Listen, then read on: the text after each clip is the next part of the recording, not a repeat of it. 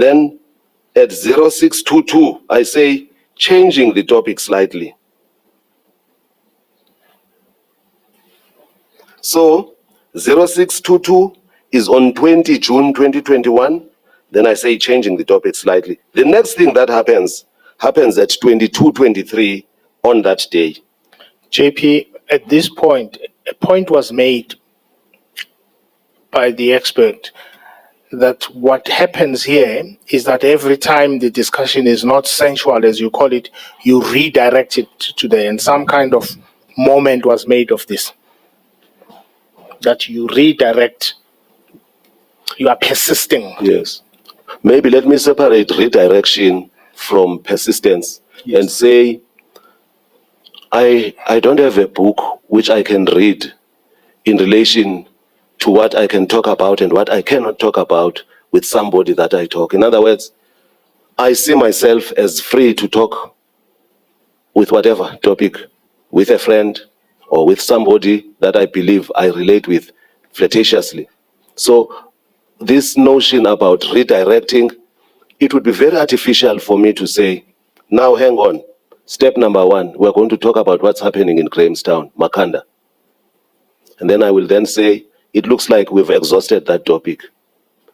Point number 2, let's talk about our flirtatious relationship. That sounds too artificial, in my view. Thank you, JP. You may proceed.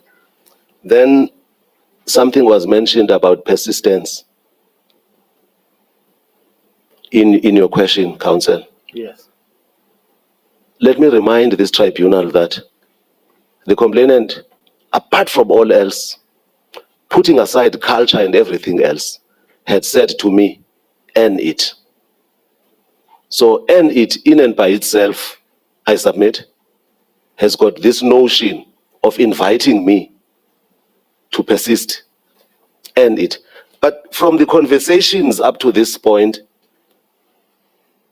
putting it in clause, akunyuki qhina. The direct translation of that, we are not going up the hill. I'm saying things are just running smoothly. Thank you. Even in spite of earn it. On the issue of persistence within the context of the Eurocentric perspective, I am loath to delve into that. It suffices for me to simply say, persistence is persistence. Demanding is something else. Coercion is something else. Thank you, JP. You may proceed. So the next conversation is at 2223.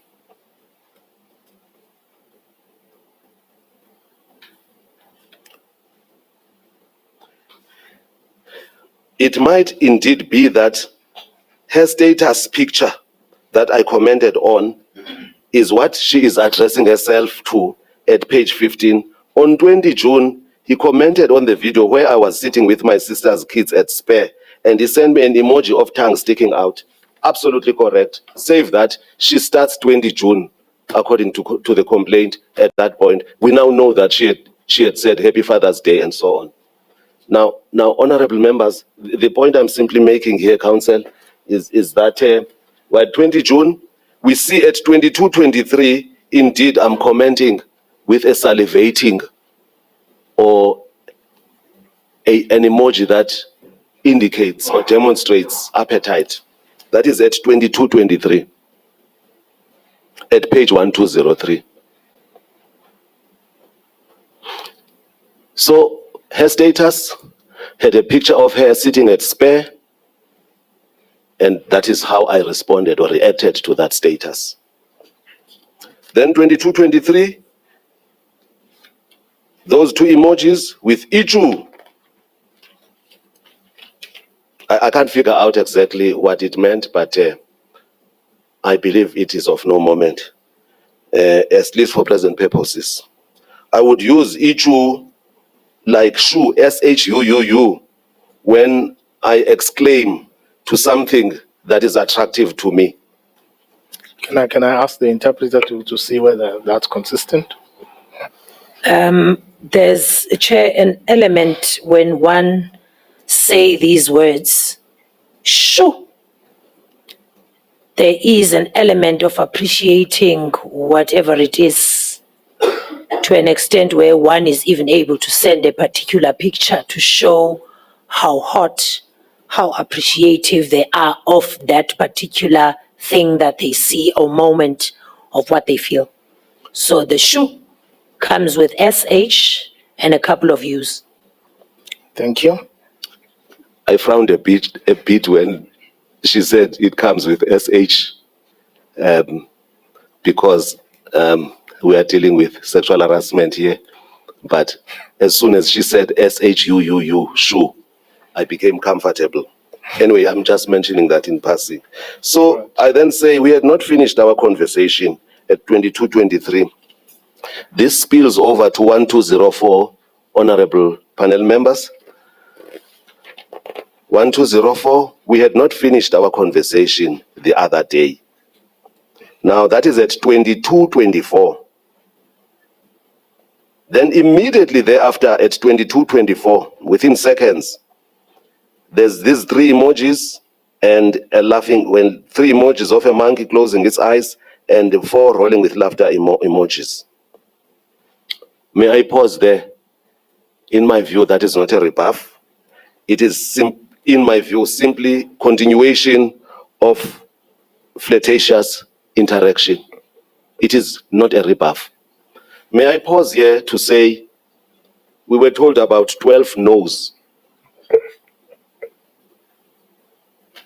For my part, I've not come across any no. Maybe you are getting closer to something like that. Then at 22:24, immediately thereafter, she says, Andisakonqeni. Andisakonqeni, my interpretation of that is, can only be read with what is at 1205, undenza shy. But let me pause, because I don't want to arrogate to myself proficiency in the Xhosa language. Andisakonqeni, I can only say I did not regard that as a rebuff. I simply regarded it as something that says, oh, how I wish I could avoid you in a flirtatious context. Can But we I get defer the interpreter to see how close you are to the objective interpretation? Let's first start with undenza shy, you make me shy. And then andisakonqeni, that also has an element of one stating that I do not want to become too over familiar with you, but not in a negative connotation, or how I wish I could not avoid you, which is, I believe that's what the JP similarly said earlier. So it's in two ways, I would say. So we are at page 1204. Yes, JP. 22:24, we've got those emojis. The three, in my view, signify ukumutsa, and the Isakonqeni is fortified at 22:24. Could you repeat again? There's a word you use there, signified uku?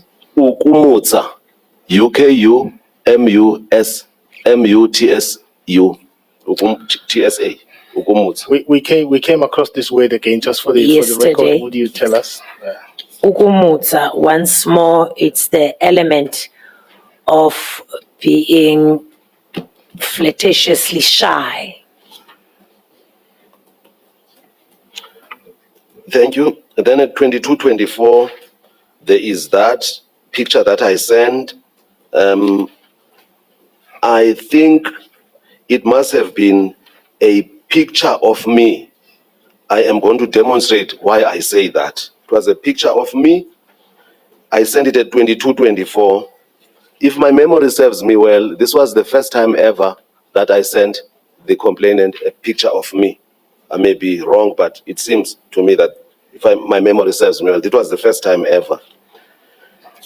22:24, and then 22:24, these things crossed path, because within seconds, she comments to the picture that I sent to her. JP, you are now at 1205.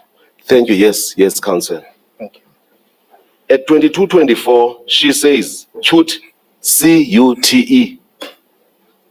The picture that I sent, She comments to it. Cute, C-U-T-E. Maybe let me pause here and say, esiXhoseni ubuhle bendoda zinkomo. Okay. In the language of isiXhosa, putting this into context, I would not say beauty because that's for ladies, but the handsomeness of a man depends on how many cows he has. Yes. And what's the relevance of this idiom? The relevance of this idiom, at least to start off with, when a lady is going to say to you, you look handsome, nature tells you that this lady fancies you. I'm just being very explicit about it. Is that how you understood it? This is how I understood it. This is how I still understand it.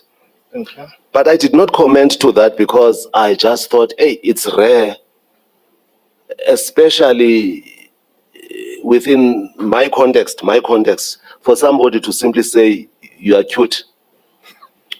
I've never regarded myself as a handsome man necessarily. I do know that I comb my hair from time to time. I'm particular about that. But there it is, it says cute. I did not respond to that for the sake of modesty.